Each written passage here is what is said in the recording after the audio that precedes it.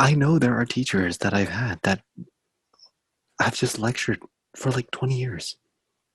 I've had some last semester, and it's like it's not only painful for the students, but it's painful for them too. They're literally saying the same thing, maybe a few like incremental changes and improvements or whatever tweaks, but I, I also know in STEM there really is a higher barrier to entry for discussions because it's hard to talk about the Navier-Stokes formula if you can't even do integrals, right? So that from that regard, I know it's harder, mm, but it But doesn't as mean it's Yeah, but as part of that, because of the way that students are being taught, that it's so difficult, like because they're being taught in a particular way, maybe that's why it's difficult to have these conversations, because the format of learning is actually not conducive to helping students to talk about, these concepts in ways that are actually that make sense to them. It's sort of going back to the professor's handwritten note that you had shared with me, where he's saying,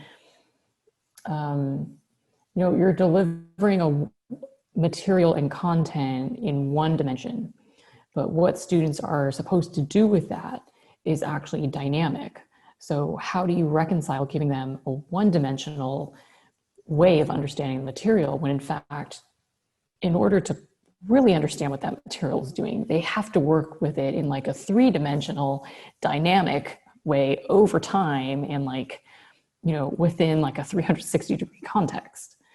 So there's a fundamental disconnect between the delivery method and then what they actually need to do in order to understand the work that this concept really does in the world. yeah in the present world and in the near future Right. world. Yeah, Right. big time.